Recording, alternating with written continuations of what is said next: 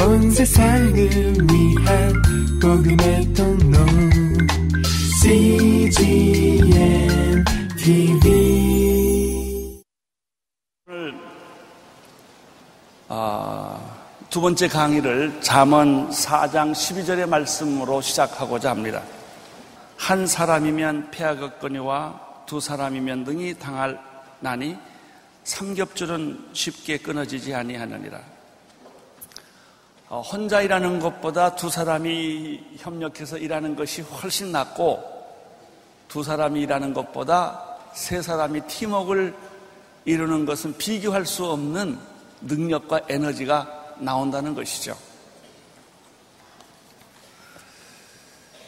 오순절날 다락방에 성령님이 임하셨을 때 잘 보십시오. 개인에게 임하지 않고 120명 공동체에게 임했다는 것은 굉장히 중요한 의미가 있습니다.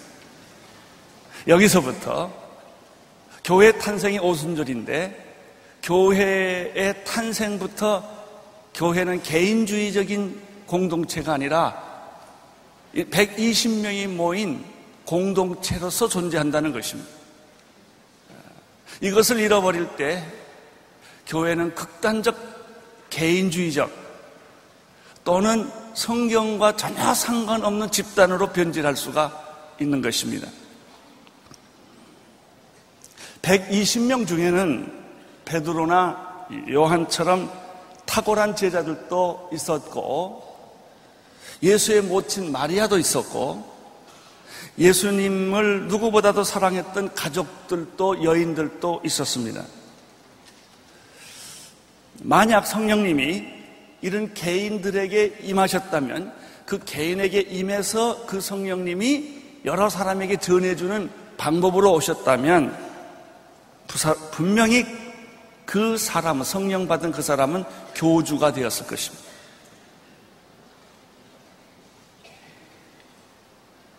성령을 안 받아도 교주가 되는 사람이 얼마나 많은데요.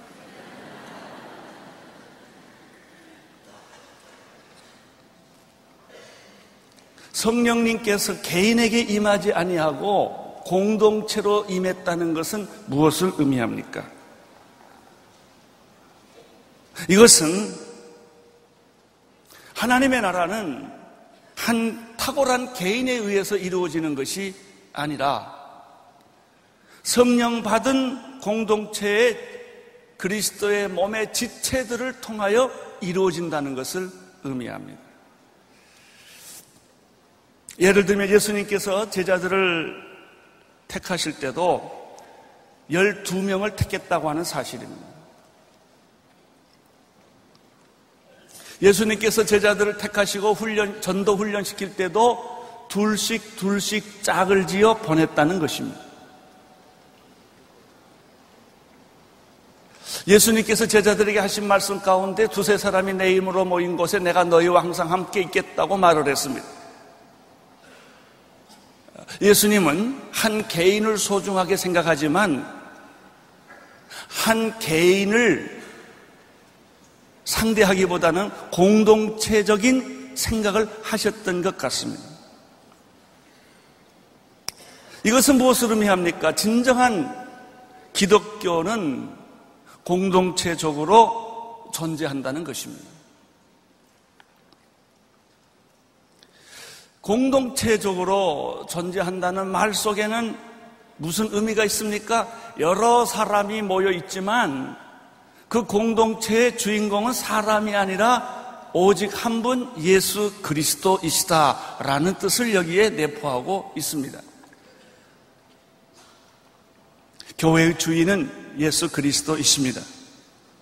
사람은 누구를 막론하고 아무리 탁월한 사람이라 할지라도 그는 결코 교회의 주인이 될 수가 없습니다. 타락이란 무엇입니까? 사람이 교회의 주인 노릇하는 것입니다.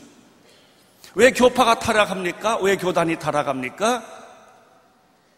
그렇게 많은 사람을 전도해놓고 왜 교회는 타락합니까? 사람이 예수 그리스도의 자리에 올라가려고 하기 때문에 그런 것입니다.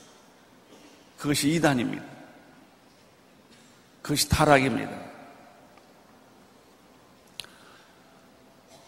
아무리 훌륭하다 할지라도, 그가 교황이라 할지라도, 그가 예수를 낳은 마리아라 할지라도 예수 자리에 대신할 수는 없는 것입니다. 그가 성자라 할지라도, 그가 순교자라 할지라도 우리가 그를 존경할 수는 있지만 그를 예수의 자리에 바꿔놓을 수는 없다는 것입니다. 따라서 교회는 공동체적으로 존재하는 것이고, 성령 받은 사람들인 이 공동체가 예수 그리스도를 머리로 모시고 주님으로 모시고 존재하는 공동체가 교회라고 하는 것입니다. 그렇다면 성령 받은 공동체는 어떤 공동체입니까? 팀으로 존재하는 공동체라는 것입니다. 동역하는 공동체라고 하는 것입니다. 사도행전을 살펴보십시오. 베드로, 바나바, 스데반, 빌립, 바울과 같은 탁월한 인물들이 있었습니다. 그러나 놀라운 사실은 그 어느 누구 하나도 이 사람을 우상화하거나 교주화하지 않았다는 것입니다. 오늘날 현대 교회의 문제가 무엇입니까? 조금만 교회가 성장하면, 유명해지면, 커지면 교주까지는 안 가도 교주 비슷하게 살아간다는 것입니다. 여기에 기독교의 변질이 있고, 여기에 기독교의 타락이 있고, 여기에 기독교의 위기가 있는 것입니다. 그 어떤 누구도 예수 그리스도의 자리를 대신할 수가 없습니다. 그래서 하나님께서는 성령을 보내주실 때 어느 한 개인에게 보내주시지 않는 이유가, 공동체로 탄생시킨 이유가, 그리고 성령 받은 그 공동체는 오직 한 번 예수 그리스도를 주인으로 모시고 있는 공동체로 주님이 만들어주신 이유가 여기 있는 것입니다. 온누리교회는 지난 20년 동안 소위 세상에서 말하는 대형 교회가 되었어요. 12가정이 지하실을 빌려서 시작했던 온누리교회. 우리가 처음 시작할 때는 지금 시작하는 많은 개척교회처럼 우리도 동일하게 그런 어려움과 고통을 다 경험하면서 보내왔습니다. 우리 교회 안에는 수많은 장로님들이 계시고 목사님들이 계시지만 저를 포함해서 그 누구도 교회의 주인이 되거나 특정 세력이 주인이 될 수가 없는 것입니다. 제가 20년 동안 부단히 한 것은 나를 포함해서 교회 안에서 어떤 세력이 만들어지면 인정사정 볼 것 없이 난 다 깨버렸다는 거예요. 지역적으로 모였거나 학벌로 모였거나 어떤 형태로 모였든지 교회 안에 예수 그리스도 외에 어떤 세력이 존재하면 저는 그를 20년 동안 내가 끊임없이 해온 것을 용서하지 않았다는 거예요. 그걸 철저하게 막았고 분쇄했고 그것을, 그런 세력을 갖지 못하도록 만들었던 것이 사실은 우리 온누리 교회예요. 이게 가장 중요한 내 목회 철학이에요. 나를 포함해서 제가 이 교회를 창립했고 이 교회를 시작했지만 나를 포함해서 그 어떤 누구도 예수 그리스도의 자리에, 예수 그리스도의 위치에 우리가 들어가지 않도록 하는 것이 가장 중요한 것이라고 생각했기 때문에 그런 것입니다. 오직 교회는 예수 그리스도만이 주인이시고 이 교회는 성령님에 의해서 움직이는 것입니다. 큰 교회만 그렇습니까? 작은 교회도 마찬가지입니다. 교회가 작을 때는 교회를 창립하신 분들이, 그 담임 목사님들이 그 교회가 자기 것처럼 느낄 때가 많아요. 작으니까. 굉장히 위험한 발상입니다. 타락할 수 있고 위기를 가져올 수 있는, 그것이 큰 교회건 작은 교회건 간에 주님의 교회는 주님이 주인이십니다. 주님이 영광을 받으셔야 됩니다. 사람이 그 자리에 들어갔을 때부터 교회는 세상적으로 커질 수 있을지 몰라도, 유명할 수 있을지 몰라도 그 교회는 주님의 교회가 되지를 않는 것입니다.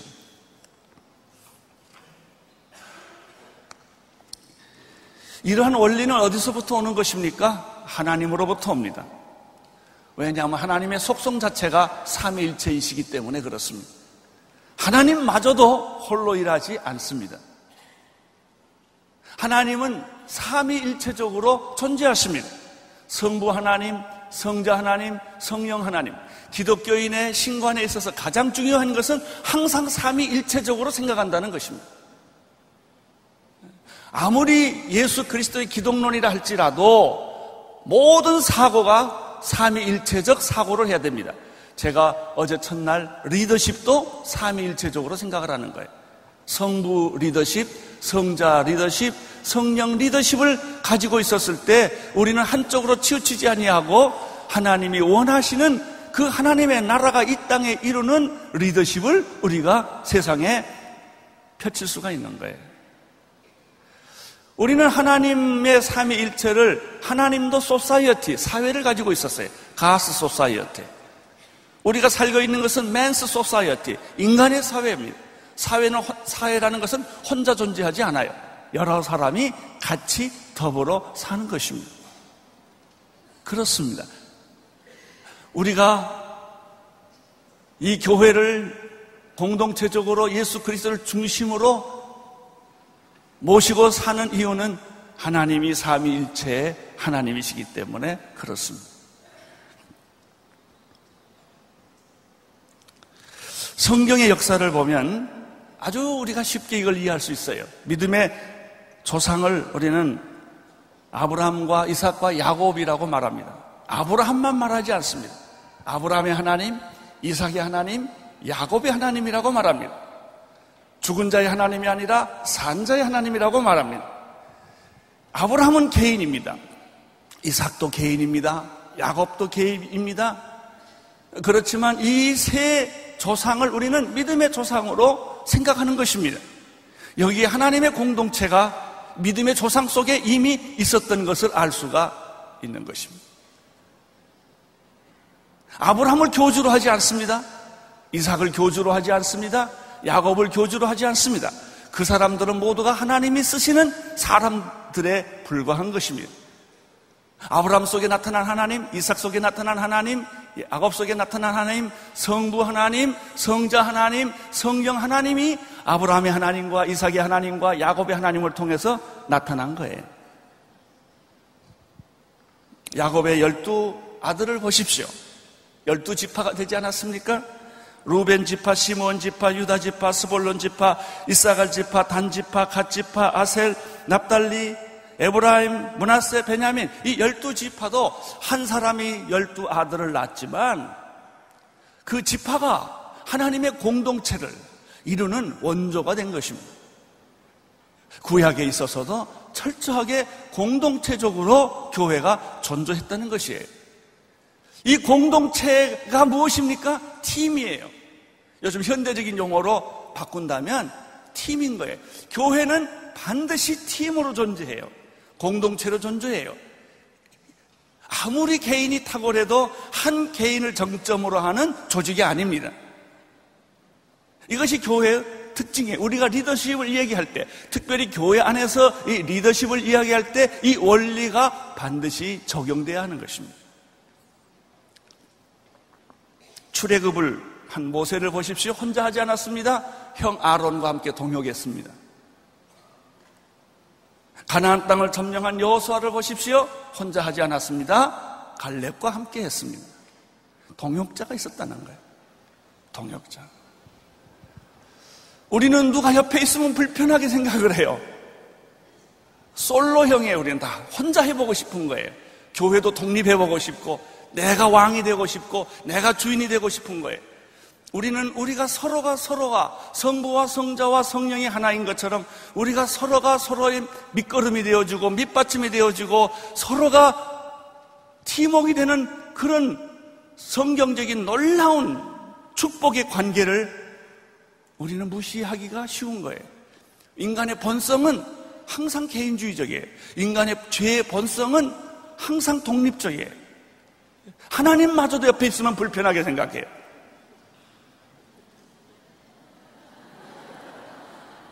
내가 잘난 거예요. 그리고 내가 스타가 돼야 되는 거예요. 여러분, 인간의 최대 위기는 뭐예요? 인간이 신이 되려는 욕망이에요. 이 역사에 제국이라고 하는 것이 이 지상에 존재하는 모든 문명과 문화와 역사는 전부 인간이 신이 되려는 욕망이에요. 땅을 더 많이 가져야 되고, 더 많은 권력을 가져야 되고, 더 많은 영토를 가져야 되고, 더 많은 나라를 자기가 점령해서 자기가 신이 되겠다는 거예요. 여러분, 인간 속에 있는 가장 사탄이 우리에게 심어준 최대 시험은 신이 되려는 욕망, 다른 사람 위에 지배하려는 욕망, 남을 컨트롤하려고 하는 욕망, 남을 점령하려는 욕망이 죄의 본성인 거예요. 예언자들을 보십시오. 동시대에 살았지만 각기 다른 독특한 예언을 한 사람이 이사야, 예레미야, 호세와 아모스가 아니었습니까? 왜 한 사람 보내면 될 일을 하나님은 네 사람을 통해서 예언을 합니까? 동일한 시대, 동일한 주제를 가지고 예언을 했지만 이사야가 한 예언이 다르고, 예레미야가 한 예언이 다르고, 호세아가 한 예언이 다르고, 아모스가 한 예언이 다른 거예요. 이게 공동체예요.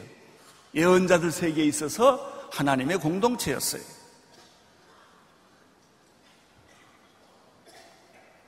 더 재미있는 것은 예수 그리스도의 생애를 기록할 때 왜 하나님은 마태도 쓰시고 마가도 쓰시고 누가도 쓰시고 요한도 쓰셨지 않는 거예요.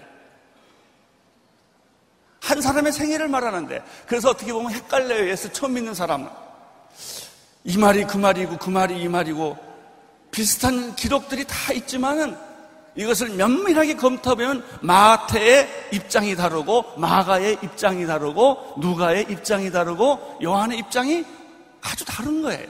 예수 그리스도의 생애를 다루지만은 한 사람은 이쪽에서, 한 사람은 뒤쪽에서, 한 사람은 옆에서, 한 사람은 이쪽에서, 동서남북에서 각각 예수 그리스도를 조명했던 것이 사복음서가 아닙니까? 왜 네 사람을 사용했을까요? 이게 공동체예요. 여러분, 우리가 선교하는데도 마찬가지예요. 왜 하나님은 여러 교파를 쓰실까요? 왜 하나님은 여러 민족을 쓰실까요? 왜 하나님은 각기 다른 사람들을 필요로 할까요? 교회 안에서도 서울에 이런 게 있어요. 평안도 교회, 전라도 교회, 한경도 교회 다 있어요. 그러나 하나님은 어떤 특정 지역, 호모지니어스 그룹, 동질 집단의 그룹으로 하나님의 나라를 만들어가지 않으세요. 여러분, 우리가요, 반만년 백이민족이에요. 그 말이 무슨 말인지 아세요? 피가 안 섞인 한국만큼 이 세계 무대에서 보면요, 외톨이 민족이 없어요. 그게 잘난 것 같지만 이런 글로벌적인 컨셉에서 볼 때는 너무 이게 제한되어 있는 거예요. 이게 죽기 아니면 까무러치기예요. 우리는 그냥. 여기 한국 들어올 때 비자 합기 얼마나 어려운지 아세요? 우리가 미국 비자 어렵다 그러지만은 우리가 외국인들에 대한 태도를 보면 너무 심해요. 여기 98개국 나라에 50만 명의 외국인들이 와 있지만은 그 외국인들을 대하는 우리 한국 사람의 태도는 너무나 부끄러워요. 이 세계적인 안목이 없는 거예요. 세계적인 컨셉이 없는 거예요. 우리 것만 좋다는 거예요. 요즘 젊은이들의 가장 문제가 뭐예요? 민족, 역사, 통일은 있지만 세계는 없다는 거예요. 왜 여러분 불쌍하면 이북만 불쌍합니까? 여러분, 전 세계에 고난받는 민족들이 얼마나 많아요. 그런 문제에 대해서는 상관없다 이거예요. 나하고 상관없다 이거예요. 여러분, 하나님은 한국만의 하나님이십니까? 전 세계 하나님이세요. 하나님은 한국만 구하러 오셨습니까? 전 세계 예수를 믿지 않는 모든 사람들, 하나님을 필요하는 모든 사람들을 하나님은 동일하게 사랑하신다는 사실을 우리는 성경을 통해서 알아야 합니다. 사도행전은 어떻습니까? 120명이 함께 성령 세례 받지 않았습니까? 저는 그때 성령님이 골라서 세례 안 준 걸 인하여 감사를 드려요. 오순절날 불의 혀같이 갈라질 때 너는 받고 너는 안 돼, 이랬으면 얼마나 힘들었을까요? 그래서 항상 줄 잘 서야 돼요. 은혜 받는 자리는 항상 가 있으면 믿음 없어도 덤으로 받아요. 그냥 이렇게.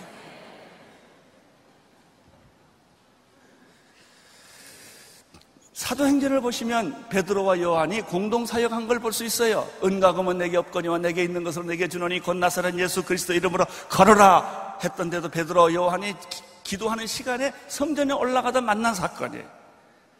바울을 보십시오. 바울은 바나바와 공동 사역을 했어요. 바나바가 바울을 이 유대인들에게 소개를 해줬어요. 초대교회 7 집사를 기억하십니까? 빌립과 스데반을 포함해서 그들은 7 집사를 택해서 이것도 또 하나의 공동체적 개념이에요. 팀워크이에요. 한 개인에게 모든 일을 맡기지 아니하고 이것을 7 집사들에게 나누어 줬다고 하는 사실이죠. 바울은 더구나 바울까지 가면 아주 이 문제는 더 명확해집니다. 바울과 실라, 바울과 디모데, 바울과 브리스길라와 아굴라 부부 등 항상 공동체적으로 사용을 했고 거기에 수많은 여자들이 사역을 했고 거기에 수많은 가족들도 같이 사역을 했고 유태인도 사역했고 이방인도 사용했고 이런 정말 국제적인 글로벌한 문화를 초월한 지역을 초월한 그런 세계적인 복음의 안목이 있다는 사실을 알게 됐어요. 저는 이번에 이스라엘 우리가 여행을 했을 때 약 한 2,600명이 가서 예루살렘에서 베들레헴까지 평화대 행진을 했는데 제가 이번에 돌아오면서 이번에 제가 방향을 좀 바꿨어요. 로마로 가자. 로마로. 왜 그런 줄 아세요? 제가 오늘 우리 유태인 형제들한테도 그 얘기를 했어요. 예루살렘에서는 예수님이 죽었어요. 로마에서는 바울이 죽었어요. 예루살렘에서는 예수님이 십자가에 처형당했어요. 바울은 로마에서 목이 잘려 죽었어요. 예루살렘을 중심으로 사마리아와 유대인들을 전도하셨지만 바울은 로마에서 열방을 전도했어요. 이 두 기둥이 상징적인 거예요. 하나는 유대인을 위한 전도, 하나는 온 이방인을 위한 전도. 저희들이 로마에서 예루살렘을 가기 위해서 비행기를 탔을 때 비행기 거리가 약 3시간 정도 걸렸어요. 제가 이 3시간 거리를 줄을 그어서 오늘 한 바퀴 삥 돌렸더니 그 3시간 거리에 걸린 나라가 40개였어요. 나는 지금까지 역사 공부하면서 그건 처음 봤어요. 와. 그래서 로마를 보고 싶다, 로마를 보고 싶다. 나는 로마를 가야 된다고 바울이 그렇게 외쳤구나. 왜? 로마가 좋아서가 아니라 로마를 통해서 비행기 타고 3시간만 가면 40개 나라가 연결되고 이 40개 나라를 복음으로 영향을 미칠 수 있다면 전 세계는 변하는구나. 그래서 우리가 내년에 한 7,000명이 로마로 가서 집회를 하고 그리고 40개 나라로 다 흩어져 땅 받기로 했어요. 다 오시기를 축원합니다. 그래서 우리 젊은이들을 로마로 보내서 세계를 보게 하자. 세계적인 안목을 가지자. 제가 이번에 여행을 하면서 이제 제가 나팔수가 되기로 결정을 했어요. 우리나라 국민의 500만 명 내지 700만 명은 다 해외로 나가야 됩니다. 아니 여기 실업자도 많고 이 땅 좁은데 여기서 뭘 해요? 다 내보내야 돼. 이중국적 줘가지고. 세계 속에 다 들어가야 돼요. 여러분 그런 옛말이 중국 사람들은 짜장면을 만들고 이 일본 사람들은 상사를 만들고 한국 사람은 가는 데마다 교회를 만든다는 말이 있어요. 여러분 우리 지금 한국이 전 세계의 IT 특별히 전화기나 텔레비전으로 유명해졌어요. 지금 세계 브랜드를 한국이 들어가기 시작했어요. 어저께 최경주 선수도 왔지만 요즘 골프계에 이상한 바람이 불어요. PGA나 LPGA나 코리안들이 쓰러요 지금. 여러분 우리나라가 어떤 것보다 이 사람들이 홍보하는 게 커요. 우리 국가 브랜드를 높이는 데 있어서. 그러나 우리 한국이 가지고 있는 브랜드의 최고의 브랜드가 뭔지 아세요? 교회입니다. 교회예요. 근데 이걸 사용할 줄 몰라요. 코리안들은 어디를 가든지 교회를 만들어요.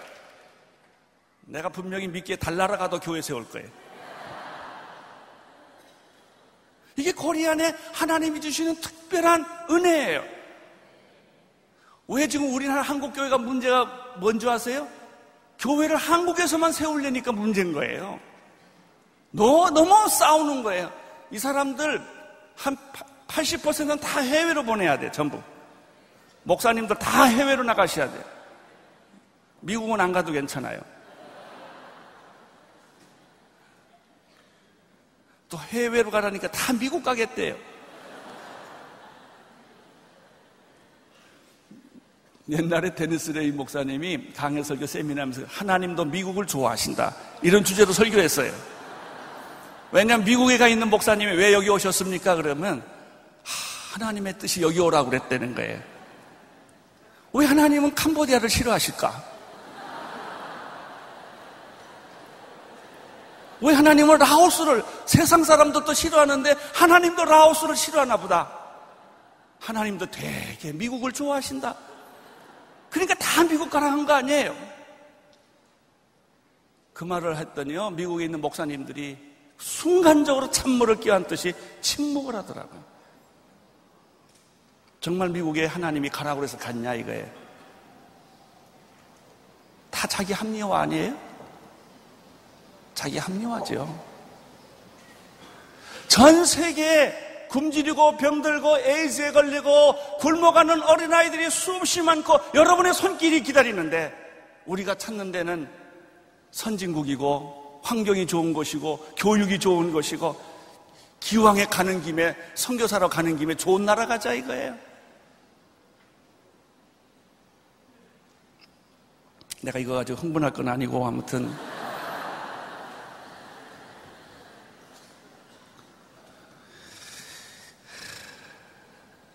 여러분, 왜 이렇게 공동체로 존재할까요? 왜 교회는 공동체적으로 존재할까요? 왜 교회는 한 사람에게 성령을 부어주고 능력을 부어줘서 하지 않을까요? 여러분 보세요. 한 사람에게 어떤 기적과 능력을 주면 그 사람이 반드시 우상화되거나 교주가 됩니다. 그게 문선명이요. 그게 요즘에 나타난 기독교 비슷한, 차라리 완전한 이단은 괜찮아요. 적당한 이당이 문제예요. 이당 같기도 하고 안 같기도 하고.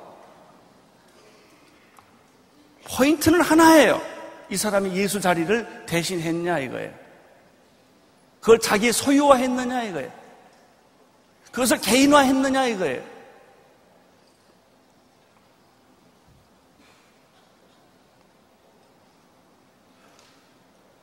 오늘날 교회가, 특별히 기독교 사회에서 가장 경계해야 될 것은 개인 숭배입니다. 개인 숭배입니다. 개인 숭배가 있을 때 거기에 독재가 있어요. 거기에 소유가 있어요. 거기에 지배가 있다고요. 이것은 세상을 변화시키지 않아요. 교회가 아무리 크고 대형 교회고 유명한다 할지라도 그건 세상에 아무 의미가 없는 거예요. 예수 그리스도만이 높임을 받으셔야 돼요. 그분만이 존귀를 받으셔야 돼요. 계속되는 주제는 무엇입니까? 이 팀 리더십에 있어서 계속되는 주제는 기독교는 공동체적으로 존재한다는 것이고, 그리고 그 기독교적 공동체의 주인공은 사람이, 그 어떤 누구도 사람이 되어서는 안 된다는 거예요. 여러분, 교회를 세워놓고 내가 교회를 떠날 수 있어야 돼요. 주님의 것이니까. 끝까지 내가 책임진다는 말은 한편으로 좋지만은 그것은 또 하나의 자기 집착이에요. 예수 그리스도가 주인이 돼, 이 땅의 주인이 되게 해야 돼요. 학교의 주인이 되고, 병원의 주인이 되고, 내 직업의 주인이 되고, 우리 가정의 주인이 되고, 교회의 주인이 될 때 우리는 섬기는 자로 돌아가는 거예요. 주님의 도구로 돌아가는 거예요. 그때는 나를 아무리 높이 세워주고 하나님이 나에게 어떤 많은 부를 주고 권력을 줘도 괜찮아요. 왜? 다 예수님에게로 돌아가니까. 예수님에게로.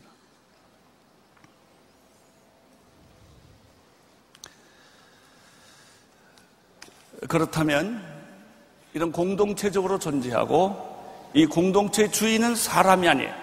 조심할게요. 공동체로 존재한다니까 공동체가 또 주인 될 수가 있어요. 이게 더 무서운 거예요. 주인은 예수 그리스도예요. 주인이 있으라고 그러면 있고 가라면 가는 거예요. 주인이 하라고 그러면 하고 하지 말라고 그러면 안 하는 거예요. 여러분, 우리가 이런 영적 자세를 가지고 있었을 때 교회는 세상의 빛이 되고 소금이 될 수 있어요. 역사를 바꿀 수 있는 거예요. 이런 기본적인 태도가 없을 때는 모든 사람을 내 종으로 만드는 거예요. 내 권력의 시녀로 만드는 거예요.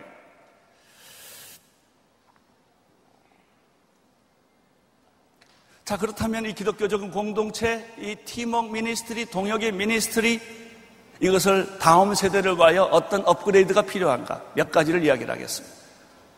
첫째는 다양한 사람들, 다양한 은사를 가진 사람들과 동역해야 한다는 것입니다. 진짜 교회는 유대인과 이방인이 동역해야 합니다. 예루살렘과 베들레헴이 동역을 해야 합니다. 자기 민족만을 생각할 때 위기가 옵니다. 동양과 서양이 동역을 해야 합니다. 여러분, 온누리교회가 진짜 온누리교회가 되려면은 이 땅에 와 있는 98개국 나라의 50만 명의 외국인 근라자들이 이 교회를 와야 합니다. 우리는 반만령 백이 민족이라 할지라도 우리끼리만 예배드린다면 그것은 반쪽 예배에 불과합니다. 이것은 진정한 의미에서 하나님의 공동체가 아닙니다. 다양한 피부색과 언어와 문화, 다양한 교파의 사람들, 다양한 교리의 사람들이 예수 그리스도 안에서 하나가 될 때 세상은 하나 될 수가 있는 거예요. 우리끼리 하나 된다면 세상은 하나 되지 않습니다. 이게 숙제예요. 이게 업그레이드의 하나의 목표예요. 여러분, 우리끼리 사랑하면 무슨 의미가 있어요? 그거는 말 안 해도 잘해요. 말 안 해도 잘해요. 자기 가족들끼리 사랑하는 거 누가 못해요? 그건 하지 말래도 해요.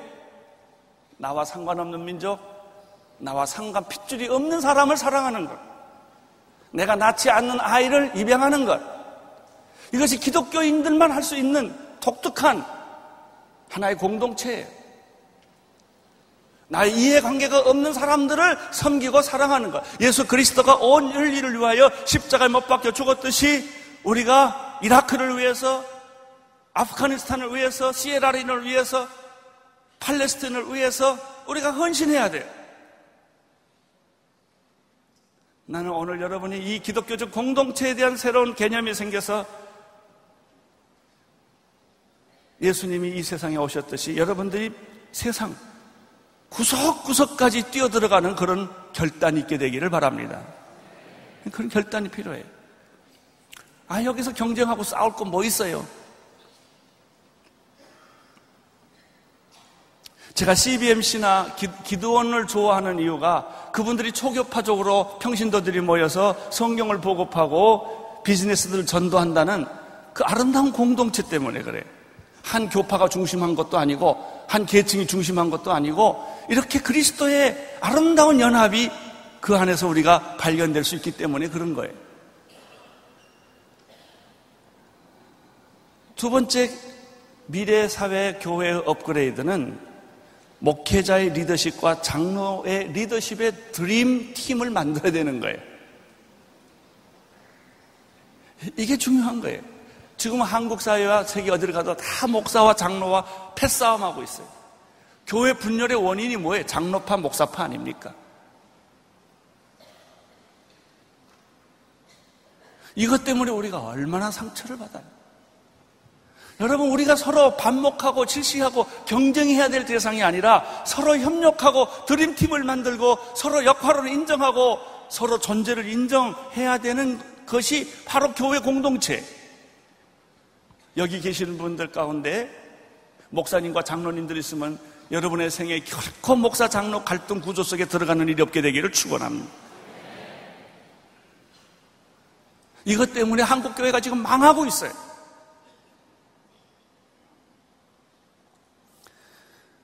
목회자와 평신도는 이원 구조가 아닙니다. 서로의 역할이 다를 뿐이에요. 목회자는 코치로서, 평신도는 스타 플레이어로서 이 세상에 나가서 세상을 변화시키는 거예요. 우리가 상대하는 것은 교회가 아니에요. 교회가 상대하는 것은 이 세상이지 교회끼리 싸우는 거 아니라고요. 믿는 사람들끼리 경쟁하는 거 아니에요.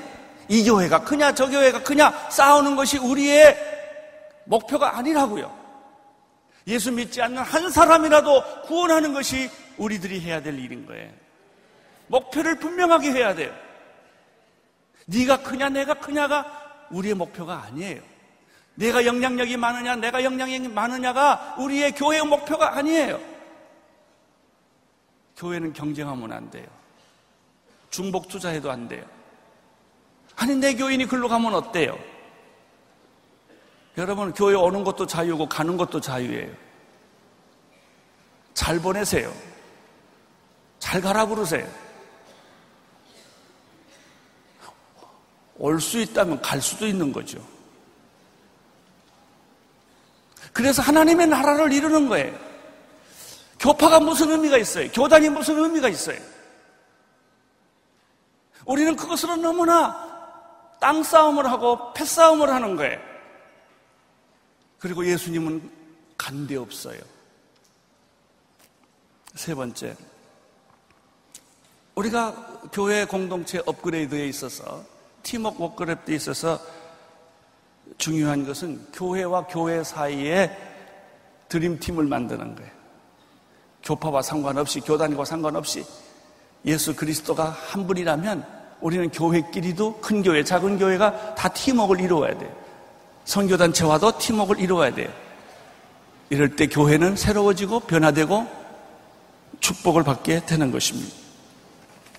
이것이 뭐냐면 처치 매트릭스예요. 저희가 하고 있는 비전교회가 이거예요. 한 사람이 교회를 오너십을 갖지 말자는 거예요. 나누어 주자는 거예요.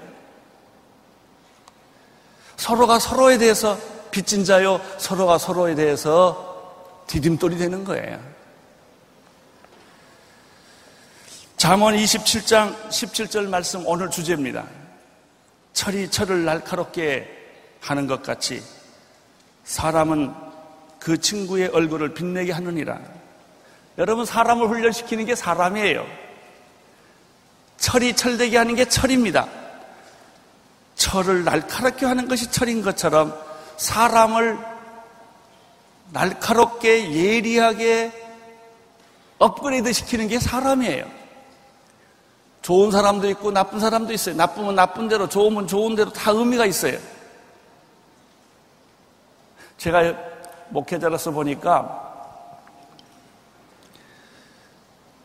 같은 부부가 세상에 없더라고요. 난 거의 못 봤어요.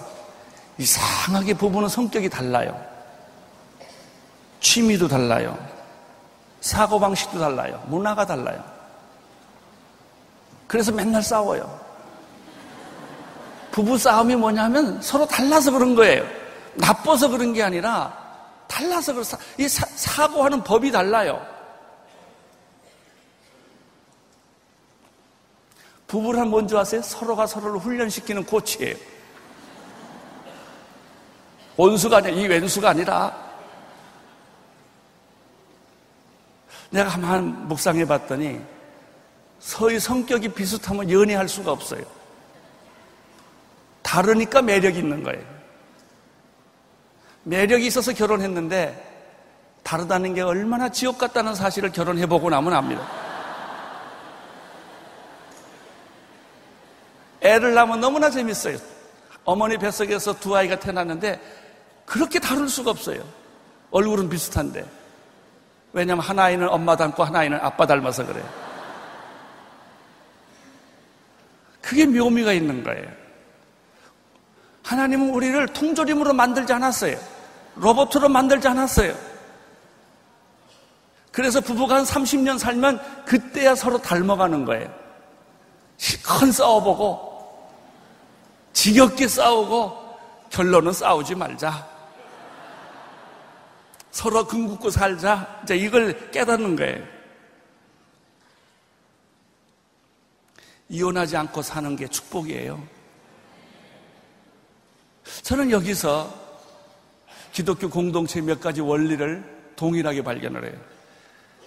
여러분, 이 부부의 원리도 마찬가지고요. 교회 안에서 다양한 색깔, 다양한 문화, 다양한 민족, 전혀 다른 사람들이 만나서 예수 그리스도 이름으로 하나가 되어 살아가는데 몇 가지가 중요한 게 있더라고요. 첫째, 서로 상대방의 체질을 알아야 돼요. 불같은 사람이 있는 반면에 돌다리도 들어가는 사람이 있고, 쇼핑 가면 눈 보는 거 딱 사가지고 가는 사람이 있고, 1시간을 골라야 만족하는 사람이 있고, 치약을 짜도 밑에서 짜는 사람이 있고 위에서 짜는 사람이 있고. 제가 이런 사람을 봤는데, 화장실에 종이 있잖아요. 이걸 이렇게 넣느냐 이렇게 넣느냐 싸우다가 이혼한 사람을 봤어요.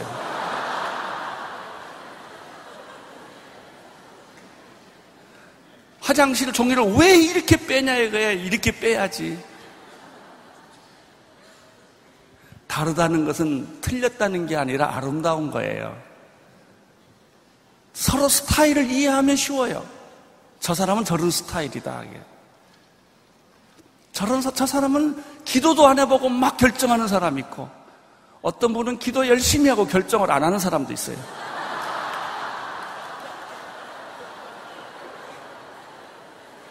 그거 다 스타일이에요. 그걸 엔조이 해야 돼요. 엔조이. 저 사람이 기도 열심히 하고 아무 일도 안 하는 것도 엔조이 해야 돼요.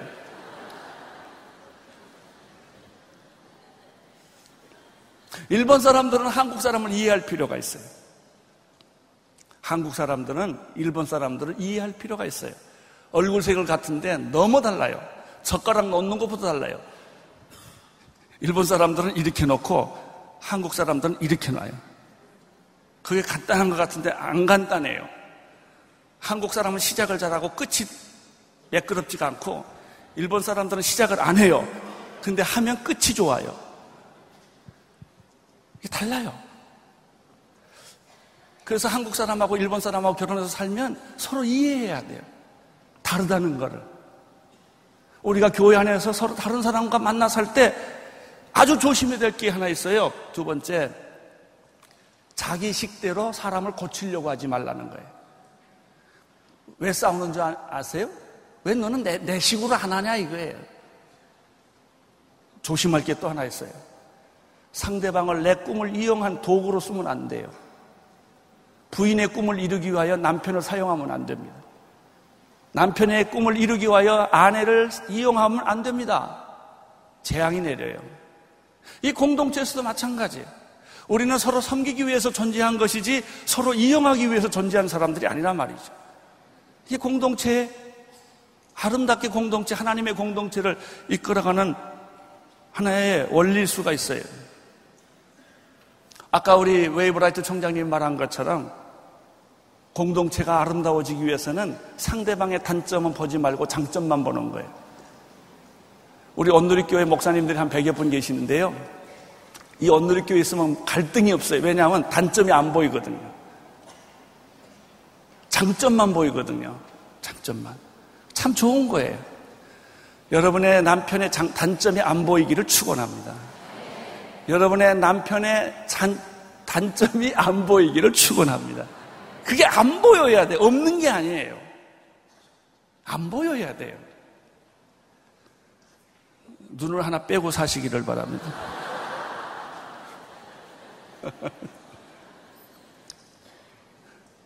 여러분, 공동체가 서로 다른 문화, 다른 언어, 다른 피부, 다른 조건에 있는 사람들이 서로 살 때 해야 될 일이 상대방의 장점을 찾고 보는 거, 사람의 장점을 칭찬해 주는 거, 격려하고 보완해 줘야 돼요. 그리고 서로 다른 사람끼리 살 때 중요한 건 화해와 조정의 기술을 익혀야 돼요. 적당한 선에서 끝내는 거. 끝까지 가면 이혼합니다. 끝까지 가면 피투성이가 됩니다. 그러니까 적당한 선에서 화해하고 조정하는 기술을 배워야 돼요. 더 중요한 게 있어요. 여섯 번째, 동일한 목표가 있어야 돼요. 체질이 다르고 스타일이 다르고 일하는 방법이 다르지만 당신 두 사람을 만나게 한 것은 당신도 혼자는 불안전하고 당신도 혼자는 불안하기 때문에 서로 다른 두 사람이 만나서 하나님의 일을 하라고 만나게 해준 거예요. 이 하나님의 비밀을 아셔야 됩니다. 마지막으로 중요한 것은 좋은 멘토가 필요합니다. 여러분, 좋은 멘토가 있다는 것은 얼마나 큰 축복인지 몰라요. 서로 다른 사람끼리 만났을 때 세 가지만 권면하고 마치겠습니다. 첫째, 성깔 고치세요. 성격. 이 어렸을 때부터 성격이 잘못돼가지고 자기 중심적인 아주 그 베이비 같은 그런 성격을 가진 사람들이 있어요. 남 상처를 쉽게 주는 성격. 그건 고치셔야 돼요. 성령 안에서. 성격이 고쳐지면 인격이 고쳐집니다.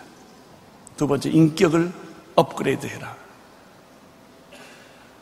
세 번째, 강도 높은 특공대 훈련을 받아라. 특공대 훈련. 여러분, 어떤 사람은 참 좋은데 늘어 빠진 사람들이 있어요. 아주 게을러 빠져요. 몸도 게으르고 마음도 게으르고 그런 사람들이 있어요. 아니에요. 철저하게 자기를 굴려야 돼요.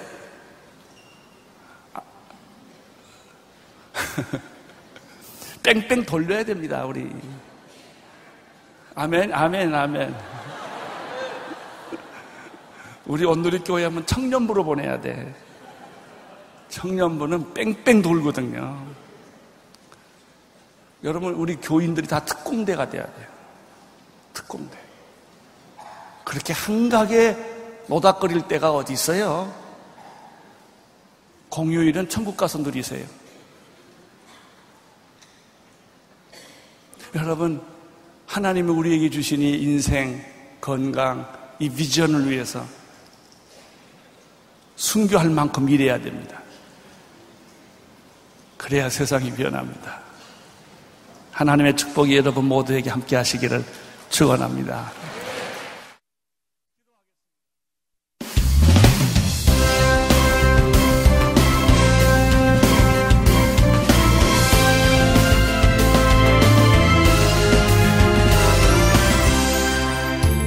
온 세상을 위한 복음의 통로 CGN TV